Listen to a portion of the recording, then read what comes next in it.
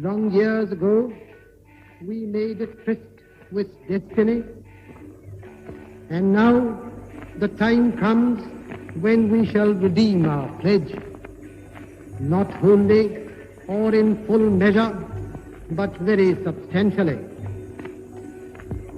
At the stroke of the midnight hour, when the world sleeps, India will awake to life and freedom.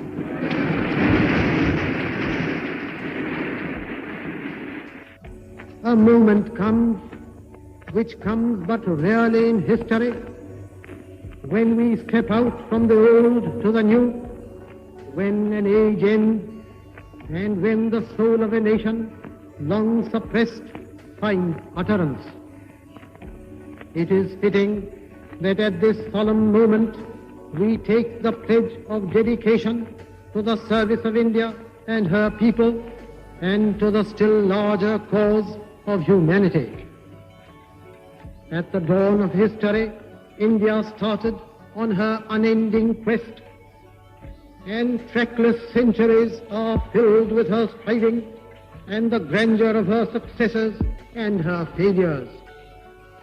Through good and ill fortune alike, she has never lost sight of that quest or forgotten the ideals which gave her strength. We end today a period of ill fortune, and India discovers herself again.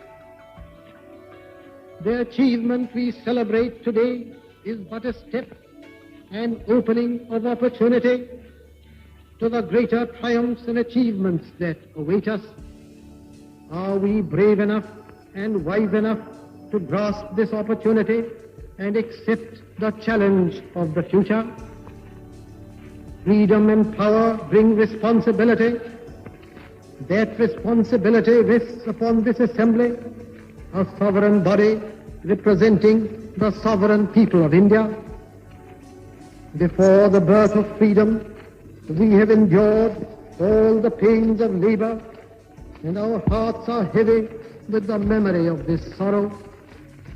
Some of those pains continue even now. Nevertheless, the past is over, and it is the future that beckons to us now. That future is not one of ease or resting, but of incessant striving, so that we might fulfill the pledges we have so often taken and the one we shall take today. The service of India means the service of the millions who suffer.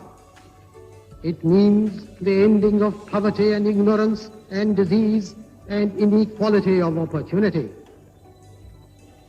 The ambition of the greatest man of our generation has been to wipe every tear from every eye.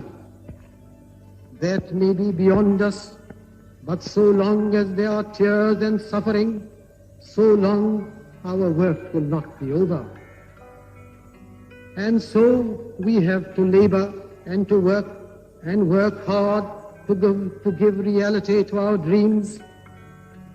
Those dreams are for India, but they are also for the world, for all the nations and peoples are too closely knit together today for any one of them to imagine that it can live apart. Peace has been said to be indivisible, so is freedom, so is prosperity now, and so also is disaster in this one world that can no longer be split into isolated fragments. To the people of India, whose representatives we are, we make appeal to join us with faith and confidence in this great adventure. This is no time for petty and destructive criticism, no time for ill will or blaming others. We have to build the noble mansion of free India where all her children may dwell.